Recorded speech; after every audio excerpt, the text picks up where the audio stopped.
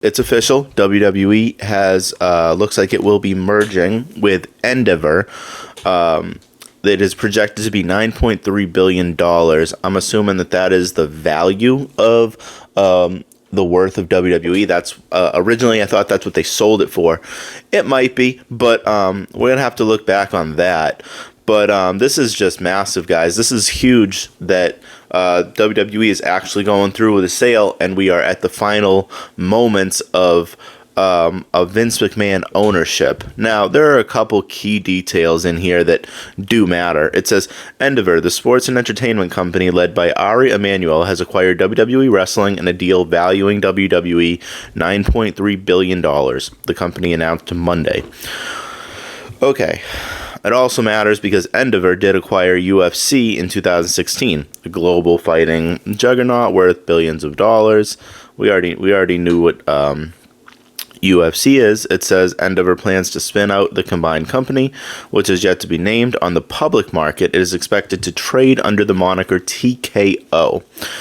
Okay, so this is where their big money comes in, because it says the all-stock deal values UFC at $12.1 billion, which is massive, and also publicly traded WWE at $9.3 billion. I'm assuming that's where they got their 9.3 from. That's why I don't know how much they sold it for, but it's more of a merger. But Vince is still getting something out of this.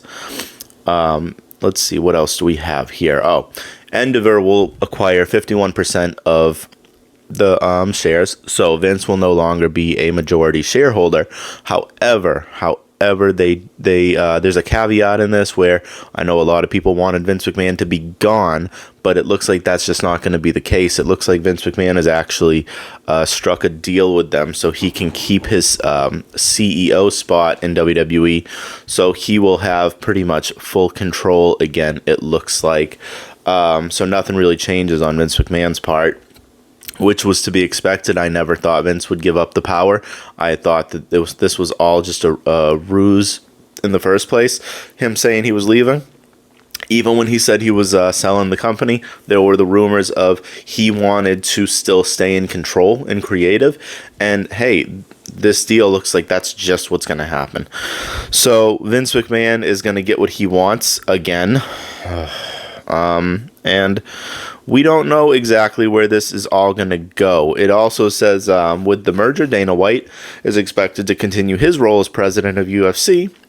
Nick Khan is expected to serve as the president of WWE. It says that the deal should be finalized by the end of the year. I mean, these are two massive companies, so it takes time. I'm assuming a lot of paperwork, a lot of things to be signed, a lot of just, crossing T's, dotting I's.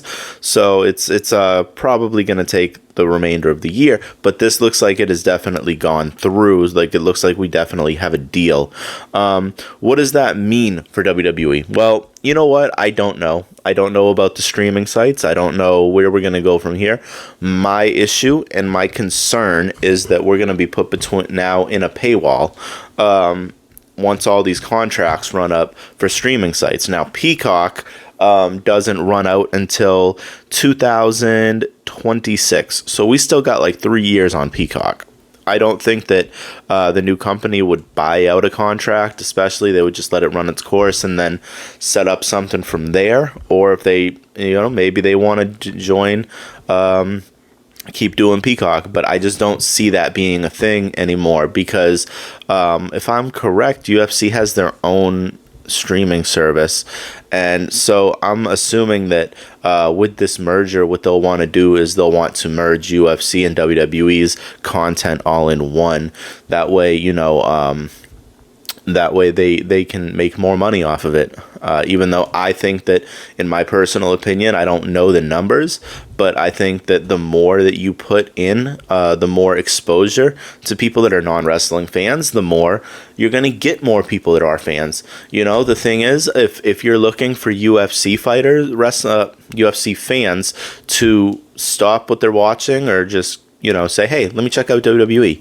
It's not going to happen. Like, I've talked to a lot of UFC fans, and they just don't like professional wrestling because they don't like the scripted portion of it. So if that's what they're trying to go off of, I think that would be a fail on their part. Just that minor, right there. I mean, ultimately, it's a good move for Vince because Vince is once again going to be in control, selling off the company, so he don't gotta give it to Stephanie or Triple H or anyone. He's a very he's a vindictful person, and he's one of those people that just doesn't enjoy seeing his family happy. I don't know. It's just, to me, that's just so weird to me. The company should have went to Stephanie. I think it should have went to Stephanie a long time ago.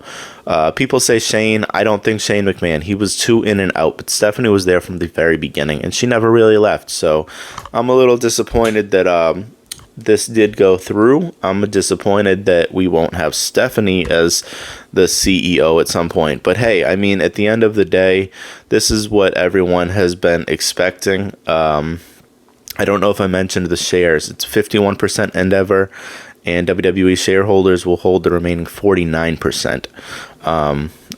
I know I mentioned that they would have the majority, but I don't know if I give the numbers for it.